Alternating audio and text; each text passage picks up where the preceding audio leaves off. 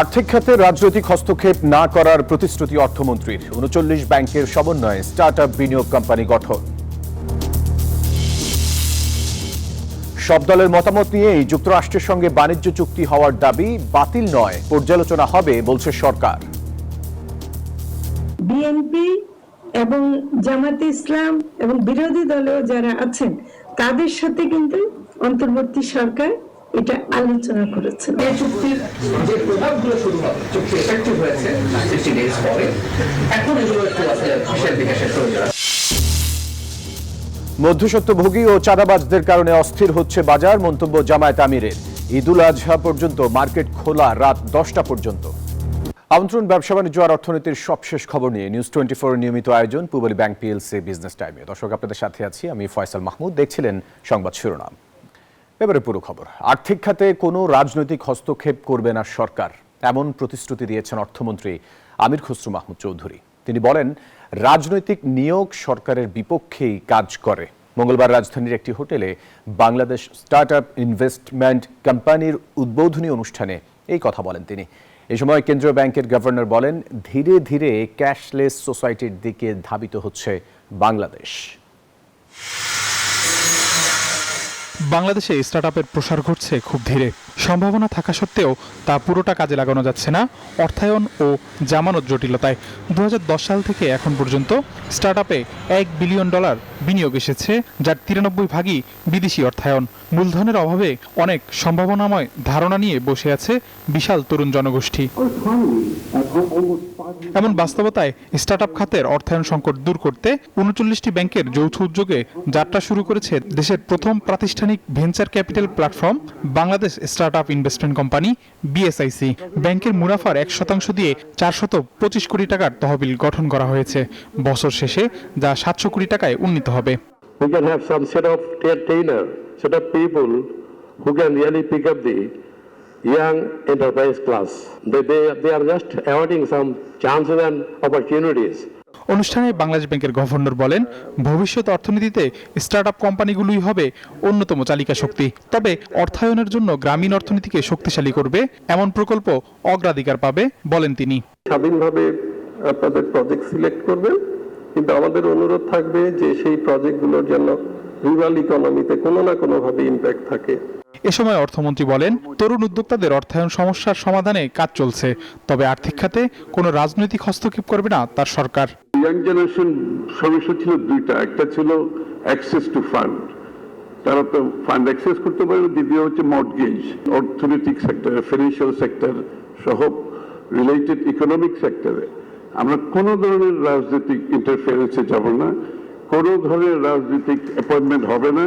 অর্থমন্ত্রী বলেন, ব্যাংক খাত ও অর্থনীতির সমস্যা সমাধানে জেপি মর্গান, বিশ্বব্যাংক, আইএফসির সাথে মিলেমিশে কাজ করছে সরকার। আবি আব্দুল্লাহ, নিউজ 24, ঢাকা। বিএনপি ও জামায়াত সহ রাজনৈতিক দলগুলোর মতামত নিয়েই যুক্তরাষ্ট্রের সাথে বাণিজ্য চুক্তি করা হয়েছিল বলে দাবি করেছেন অন্তর্বর্তী সরকারের সাবেক উপদেষ্টা ফরিদা আক্তার। আর প্রধানমন্ত্রীর তথ্য উপদেষ্টা ডক্টর জায়েদুর রহমান জানান, চুক্তিটি বাতিল করলে দুদেশের মধ্যে সম্পর্কে প্রভাব পড়তে পারে, তাই বাতিল নয় বরং চুক্তিটি পর্যালোচনা করা হবে। মঙ্গলবার আলাদা আয়োজনে এসব কথা বলেন তারা। ত্রয়োদশ জাতীয় সংসদ নির্বাচনের মাত্র 3 দিন আগে যুক্তরাষ্ট্রের সঙ্গে সই হওয়া পারস্পরিক বাণিজ্য চুক্তি নিয়ে রাজনৈতিক অঙ্গনে চলছে নানা সমীকরণ। অনেকেই বলছেন, এই চুক্তিতে দেশের স্বার্থ জলাঞ্জলি দেওয়া হয়েছে, তবে রাজনৈতিক অঙ্গনে এ নিয়ে তেমন শোরগোল নেই। জাতীয় প্রেস ক্লাবে এক আলোচনায় উঠে আসে এই বিষয়টি। সাবেক উপদেষ্টা ফরিদা আক্তার বলেন, বিএনপি, জামায়াত সহ রাজনৈতিক দলগুলোর মতামত নিয়েই এই বাণিজ্য চুক্তি করা হয়েছিল। নির্বাচনের 3 দিন আগে 9 ফেব্রুয়ারি চুক্তিটা স্বাক্ষরিত হয়েছিল, তাই অন্তর্বর্তীকালীন সরকারের কথা আসছে।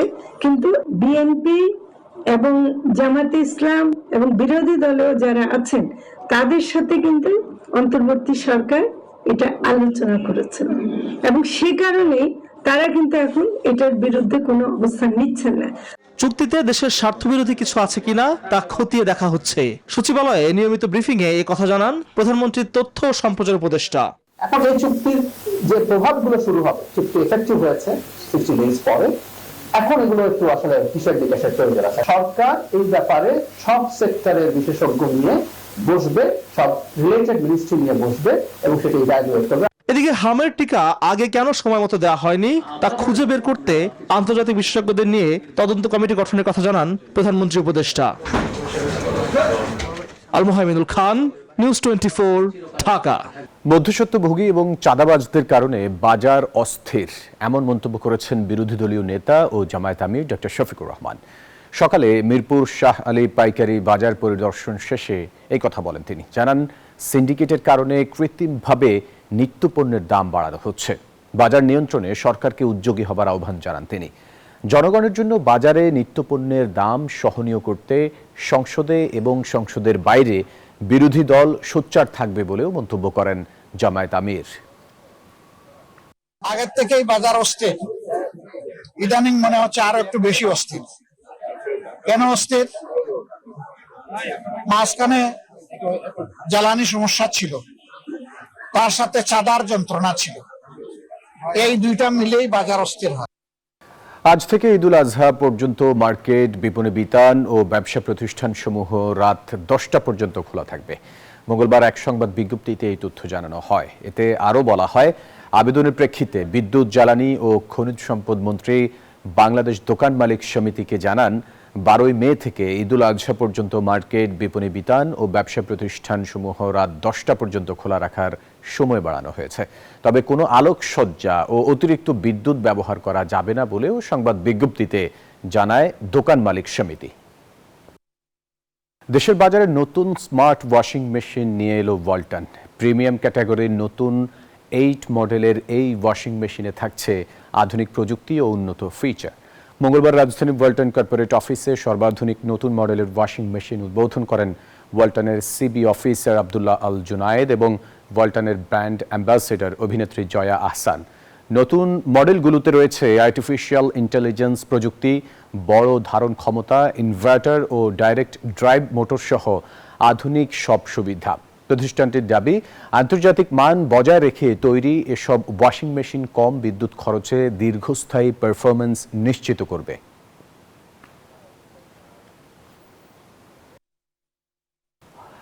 ঈদুল আজহার বাকি আর মাত্র 2 সপ্তাহ। এরই মধ্যে শুরু হয়েছে কোরবানির পশু কেনা বেচা। শেষ মুহূর্তের প্রস্তুতি হিসেবে গরুর পরিচর্যায় ব্যস্ত সময় পার করছেন পিরোজপুরের খামারিরা। জেলায় চাহিদার চেয়ে 3,417টি বেশি পশু প্রস্তুত রয়েছে।